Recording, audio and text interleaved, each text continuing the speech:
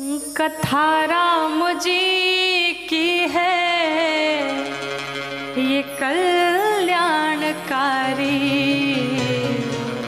लेकिन मगर ये करेगी असर धीरे धीरे।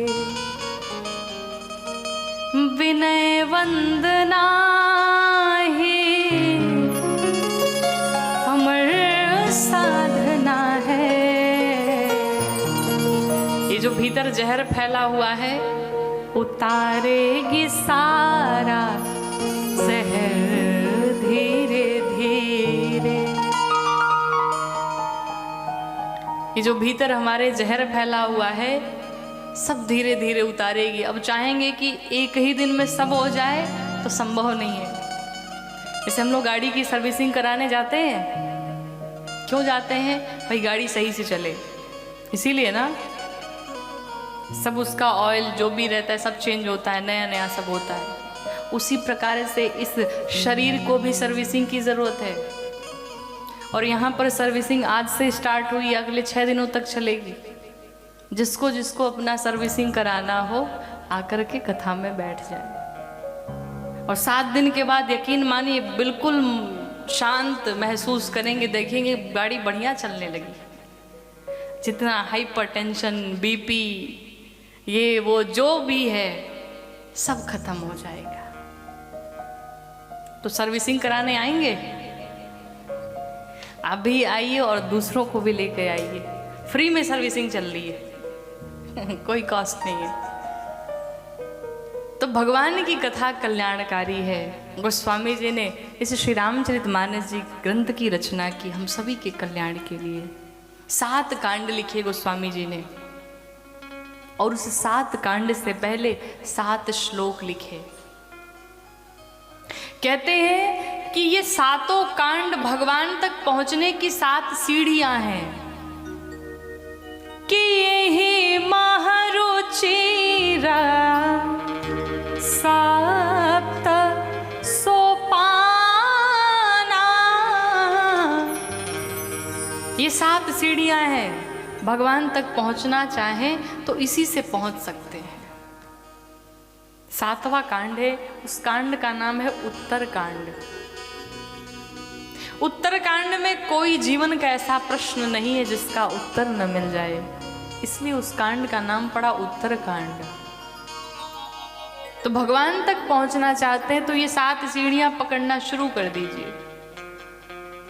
पहले श्लोक में गोस्वामी जी ने भगवान गणपति मां सरस्वती की वंदना की। कि वर्णानाम अर्थ संघाना रसानां छंदसामपि मंगलानां च कर्तारो वंदे वाणी विनायको। सबसे पहले गणेश भगवान मां सरस्वती की वंदना क्यों? भगवान गणेश बुद्धि के देवता हैं और मां सरस्वती हमें बोलने की कला प्रदान करती हैं। अब आप बताइए, आपके पास बहुत बुद्धि हो लेकिन बोलने की कला ही ना हो, और बोलना आप बहुत अच्छे से जानते हैं लेकिन बुद्धि ही ना हो तो क्या बोलेंगे? इसलिए दोनों की साथ में वंदना की। भगवान गणेश का जब आप स्वरूप देखते हैं ना, भगवान गणेश का हर एक अंग हमें कुछ ना कुछ सीख देता है। भगवान का लंबा सा बड़ा सा उदर है, बड़ा सा पेट है। कहते हैं सभी का बड़ा से बड़ा पेट होना ही चाहिए। क्यों? बड़े पेट का अर्थ क्या है? इतना बड़ा पेट हो कि दुनिया की सारी बातें कोई आपसे कर ले, लेकिन वो बात आपसे कहीं दूसरे जगह ना जाए, उसे पचा करके रखें। यही भगवान गणपति के उदर से हमें सीख मिलती है। हम सबका भी बड़ा पेट होना चाहिए, लेकिन होता नहीं है। अगर किसी ने कह दिया भाई साहब ये बात किसी को बताना नहीं, तो हम तो रुकते नहीं, अब तो उसको तुरंत बताएंगे। पचती नहीं बात। तो भगवान गणपति का जो उदर है उसे हमें ये सीख मिलती है। कोई भी बातें सुनो उसे पचा करके रखो। चुगली नहीं करनी चाहिए, लेकिन आजकल हम उसी में एक्सपर्ट होते हैं। कथा में 3 घंटे अगर बैठना पड़े महाराज, तो चाय नाश्ता दाएं बाएं उठना बैठना सब हो जाता है। लेकिन अगर किसी की चुगली चल रही हो, किसी की निंदा चल रही हो, वो 3 घंटे क्या पूरी रात बैठ जाएंगे। आप तो बस बताते जाओ, उससे नहीं होगा। लोग सहयोग भी करते, हाँ मुझे भी पता है, हमने भी सुना है। बढ़िया बढ़िया बीच में गरम गरम चाय आएगी, फिर आगे क्या हुआ जरा बताना। कितना आनंद आता है। जितना आनंद लोगों को दूसरों की बुराई सुनने में आता, उतना कथा में नहीं आता है। ये बुराई सुनना क्या है? ये कानों का विषय है, इसे बहुत आनंद आता है। और कई बार हमने देखा है लोगों को अगर ठीक से सुनाई न पड़े, थोड़ी दूर पे अगर निंदा चल रही हो, तो लोग थोड़ा कान टेढ़ा कर लेते हैं। थोड़ा सा अमृत कानों में पड़ जाए, बड़ा आनंद हो जाए। तो ये विषय है, जिह्वा का विषय है। अच्छे अच्छे भोग पाना। ठंडी का दिन अब आ रहा है, बीच में कहीं बारिश हो जाए, शाम के समय गरम गरम पकौड़े अगर बन जाते, कितना आनंद आता। बैठे हैं, पिज्जा अगर आ जाए तो बड़ा आनंद आ जाए। तो ये क्या है? ये सब विषय हैं। लेकिन जो आनंद भगवान की कथाओं में आना चाहिए, वो अधिकतर लोगों को कथाओं में नहीं आता। कई बार ऐसा होता है, हम कहते हैं हमारा मन नहीं लगता है। कोई बात नहीं, अगर कथाओं में मन ना भी लगे तो बिना मन के बैठो। आपको कोई इंटरेस्ट ना हो कथा सुनने में, फिर भी बैठो। और हम यकीन के साथ कहते हैं, बस एक दिन बैठ के देखो, दूसरे दिन कहना नहीं पड़ेगा, आप खुद चले आओगे, खुद चले आओगे। कहीं अगर सामने अग्नि जल रही हो, आग जल रही हो, उसकी तपिश जो अगल बगल खड़े होते हैं वहां तक पहुंचता है। उसी प्रकार से ये जो भगवान की कथा है ना, जो बैठे हैं उन तक तो पहुंचता है, जो दूर भी है, जिन्हें कोई इंटरेस्ट नहीं है, कोई मतलब नहीं है, उन तक भी ये कथा पहुंच जाती है। और एक ना एक दिन भगवान से प्रेम अवश्य हो जाएगा, मजबूर हो जाएंगे। हम तो आयोजक लोग से कहते, भाई पहले दिन की भीड़ इकट्ठा करो, अगले 7 दिन की गारंटी तुम मेरे रघुनाथ जी लेके बैठ जाते, फिर कहना ही नहीं पड़ेगा, आप खुद दौड़े चले आओगे। तो गोस्वामी जी ने गणपति भगवान माँ सरस्वती की वंदना की, दूसरे श्लोक में भगवान शंकर माँ भवानी की वंदना की। कहते हैं कि भवानी शंकरो वंदे श्रद्धा विश्वास रूपिणो, याभ्याम विना न पश्यन्ते सिद्धा स्वान्तस्थमीश्वरम्। भगवान शंकर को विश्वास बताया, माँ भवानी को श्रद्धा बताया। कहते हैं किसी भी कार्य को करने के लिए हमारे भीतर श्रद्धा के साथ साथ विश्वास का भी होना उतना ही आवश्यक है, और विश्वास के साथ साथ श्रद्धा का भी होना उतना ही आवश्यक है। हमें बस विश्वास होना चाहिए, और ये पूरा खेल विश्वास का ही होता है। वो चाहे कोई संबंध हो, चाहे दुनिया हो, कुछ भी हो, पहले हमें विश्वास होना चाहिए। भगवान पर भी हमें विश्वास होना चाहिए, लेकिन हमें विश्वास होता नहीं है। होता है क्या? नहीं होता ना। आप लोग बड़े ईमानदार हैं। नहीं होता है। अच्छा, किसके किसके जीवन में दुख है?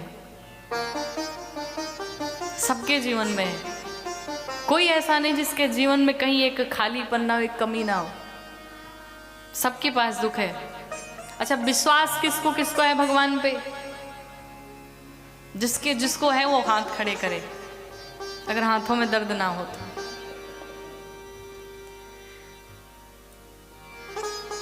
आपने कहा मैं विश्वास है, और एक तरफ आप कहते हैं दुख है। क्या ये दोनों चीजें संभव है? अच्छा, एक उदाहरण लीजिए। हम आपसे कहें खूब जोर से पहले हंसिए, हंस लीजिए इसी बहाने। एक बार आपसे कहें अपने इस जो ये मुख है इसको ऐसे करिए, हाँ फुलाइए। अच्छा, दोनों क्रियाएं अगर साथ में कहें कि हंसना भी है और उस मुख को फुलाना भी है, कर पाएंगे क्या? पॉसिबल है? नहीं पॉसिबल है। तो जब ये पॉसिबल नहीं है तो वो भी पॉसिबल नहीं है। अगर आपके जीवन में विश्वास है भगवान के प्रति तो दुख नहीं आएगा, और अगर दुख है यानी विश्वास अभी कमजोर है।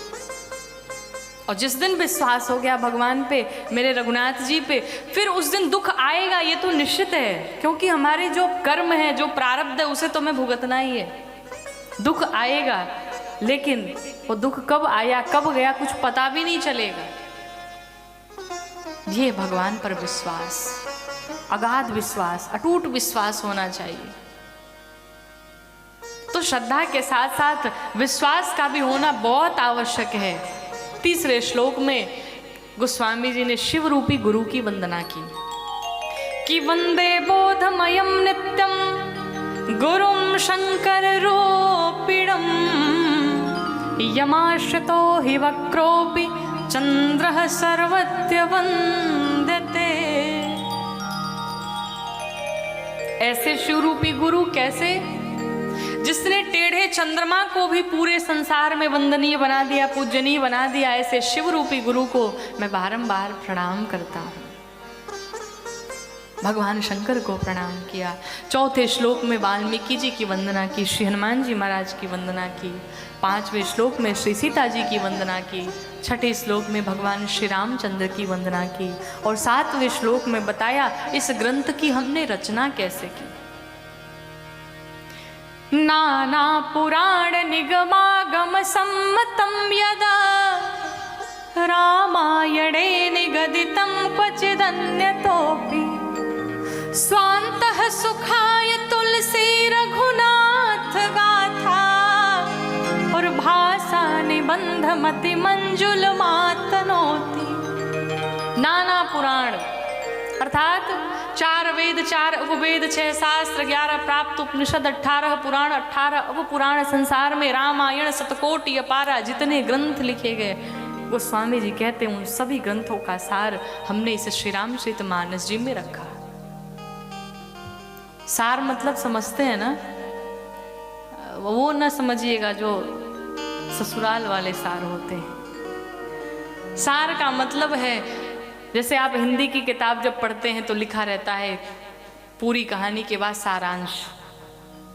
और इंग्लिश की बुक अगर पढ़ते हैं उसमें लिखा रहता है मोरल ऑफ द स्टोरी, अर्थात उस पूरी कथा का सार उसमें बताया गया। उसी प्रकार इस श्री रामचरितमानस जी ग्रंथ में सभी ग्रंथों का सार लिखा।